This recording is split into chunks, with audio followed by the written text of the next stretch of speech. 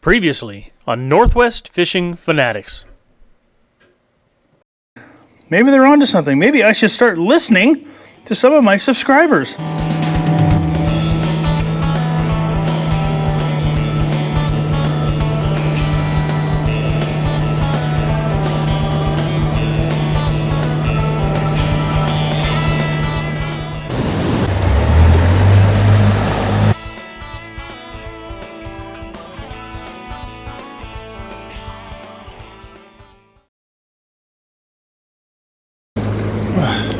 Keep the bugs out of my eyes. Okay.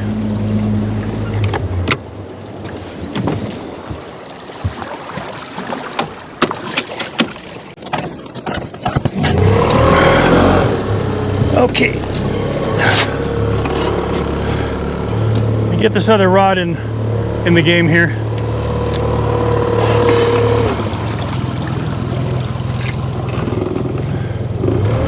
Now I try to set these up pretty much the same, but nothing is exactly the same.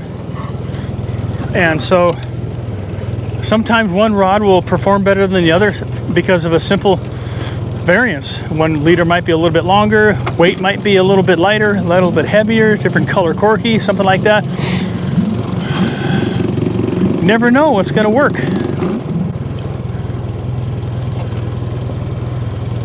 So this is drift number, I think, 8, something like that.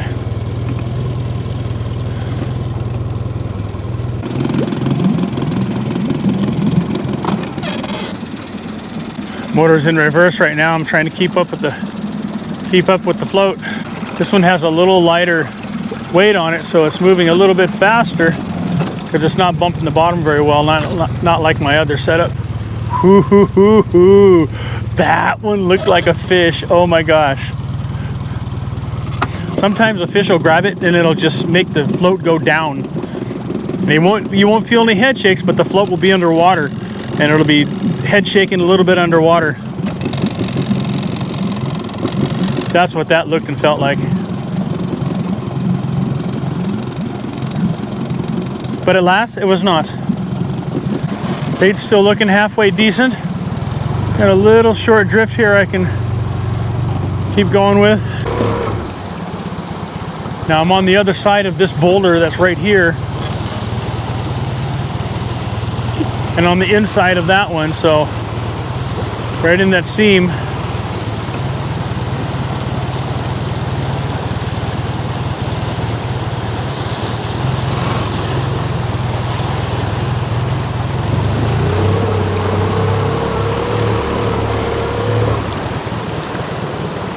Kind of a cool place to fish here in the boulder garden.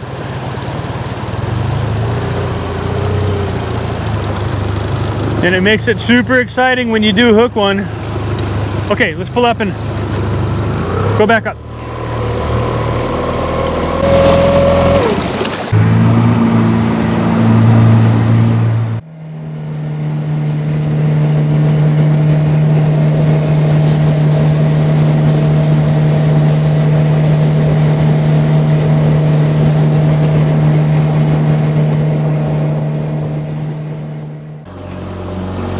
Try it over here a little closer to the bank.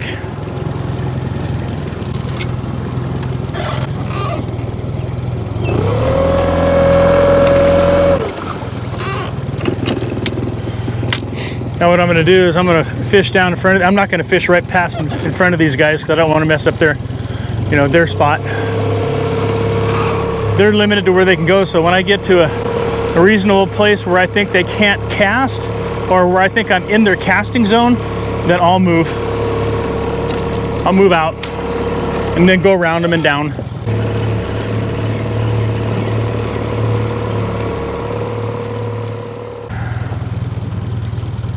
In one of my videos where I think it was the first video of last year, I caught 7 fish or 9 fish or something like that, and somebody was complaining because there's always somebody that complains, right? Somebody was complaining because I was fishing in that guy's hole. Well, I was farther away than what the camera made it look like, so I fished out past his casting distance in a location where he could not have been fishing anyway, but from the camera angle it appeared that I was drifting past him when I really wasn't. You know how those keyboard warriors are? Always got to have something to say. Right, wrong, or indifferent. You know, there's always expressing their opinion, unsolicited advice and opinions.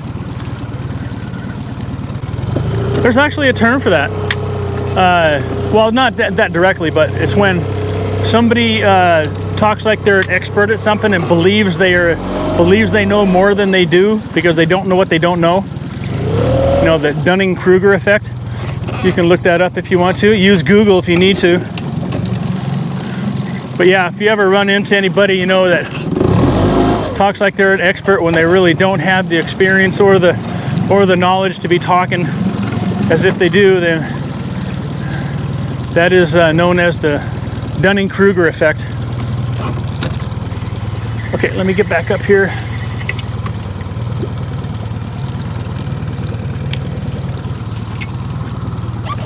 Ooh, that crow thought I was throwing that at him. Throwing that, casting that. Come on, Gene. Casting. We don't throw our gear, we cast it. We don't toss it. We don't, whatever. It's casting.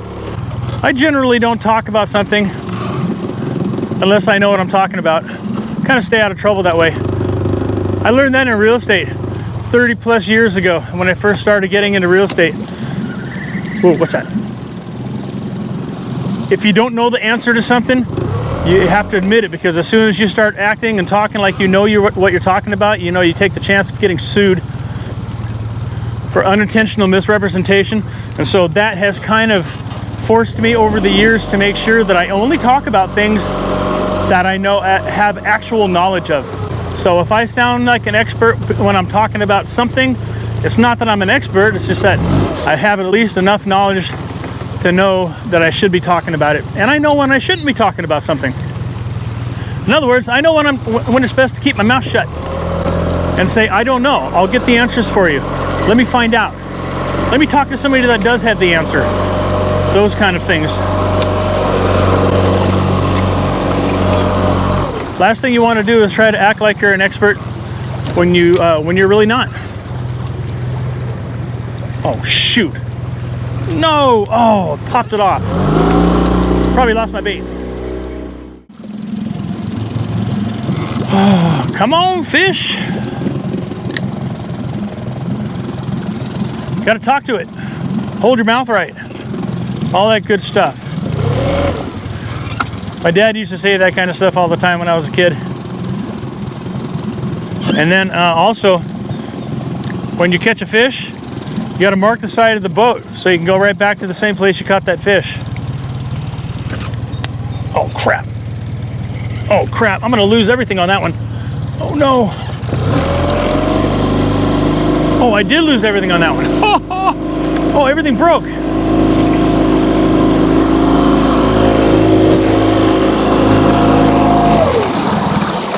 Okay. I gotta get this float. Can't do it with the kicker.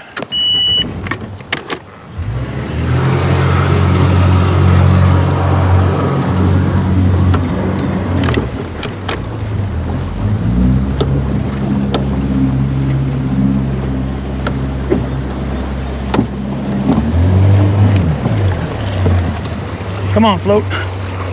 Oh, now the wave just washed it away. That's funny. Here we go. Come on, baby. Come to daddy. Ooh, that happens sometimes. Okay, let's go retie. Got to have two rods working.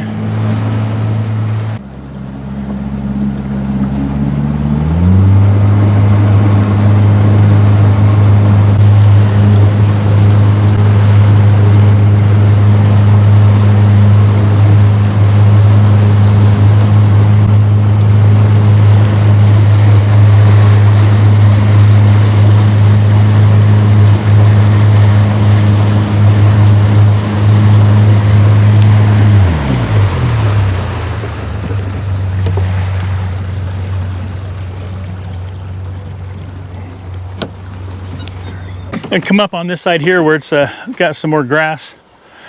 Very few rocks over here on this side until you get, down there. Anyway, now I have to retie again.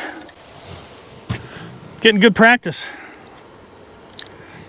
So it's not the knot that's breaking, because I do have, I do put a bobber stopper down there above the dropper swivel, in case the knot breaks, so you don't lose everything. So there's something down there that's actually cutting the line. It's wrapping around a rock and then it's cutting it, because I can feel it gets tense and then, or tight, and then just, it's not something that's breaking, it's something that's getting cut.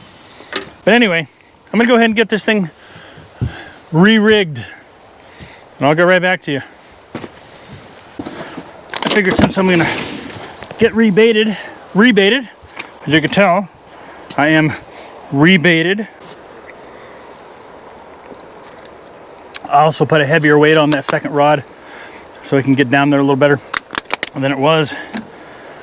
But anyway, I brought up my dad this morning, and becoming a slave to that place and me do the same thing, and I mentioned he'd been gone for 8 years, and what's really weird is how fast time flies. One subscriber asked me to maybe explain how I'm able to live this life, and it would help, my explanation would help younger viewers. So these two things, my dad and that subscriber asked me about, my life. Now see, he got dementia and he wasn't able to communicate after a while, but many years before he passed, I started taking him to lunch every single Thursday. Wendy's. He loved Wendy's. And he had a group of older folks, they all got together, and I took him there every Thursday for years. And he lost his ability to communicate. Dementia got to him, but I could see it in his eyes. He could nod his head, and I could tell that he was understanding what I was saying. But the one thing that I wanted him to know, before he passed, was that I didn't blame him for anything. And, as soon as you were able to come to that kind of a realization, then you're able to accept the fact that most of the decisions that you made, the bad ones, of course, were because of you, not because of your parents. And so I wanted him to know one thing, and I said this to him several times up before he passed, is that he needed to know one thing and one thing only, and that was that I loved him. Take responsibility for yourself, especially if you're an adult. If you're an adult and you're looking back and on the decisions that you made, then you need to take responsibility for the decisions that you made. Don't put it off on somebody else. Anyway, so that's one thing that I've been thinking about. And the other thing was, this subscriber asking me about, how do I live this life? I'll be 66 years old here soon. I don't feel like I'm 66. I feel like my brain feels like I'm still 17, and my body feels like I'm about 42. But realistically, I'm 60. I'll be 66. And how do I live this life? Well, I spent a lifetime building it.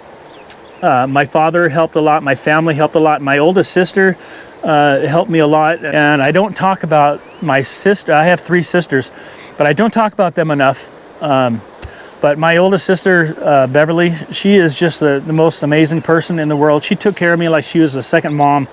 But anyway, how do I live this life?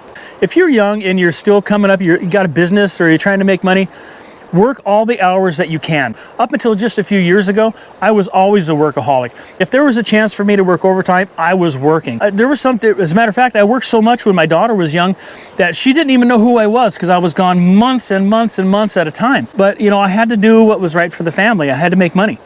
And so you don't want to become complacent. You want to work as much as you can. And when times are bad, just appreciate the fact that you're still alive and know that those bad times are not going to last forever. Stay persistent, move forward, and when times are good, you need to save that money. You need to put it away. You need to save it, and not in just a regular bank where you get 0.1% interest or something like that. Get it into some kind of investment account, stocks, bonds, mutual funds, ETFs, something like that. When times are good, sock your money away. When times are bad, you'll appreciate that you did. I'm rambling. Okay, stop rambling, Gene. So I'm gonna hit the river, fish for a little while longer. I come out here with a specific plan to catch a fish in a specific time with a specific amount of bait, and I have gone through it.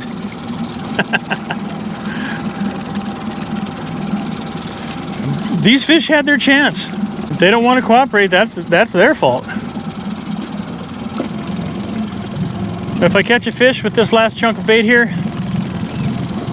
I'll get back to you. If not, thanks for watching. I appreciate it. If you're not subscribed, subscribe to the channel. You know the routine. You know the story. Thanks for watching. I really appreciate it. Peace, love, and tight lines. If you liked this video, be sure to check out our other videos where you'll join us on the ocean catching kings and silver salmon, lakes catching kokanee trout and landlocked coho. We'll also be working our riverfront homestead and harvesting venison. Stay tuned for more fishing and hunting and outdoor adventure videos. Be sure to subscribe to the channel and hit that bell button so you get notifications of new uploads. Thank you for watching.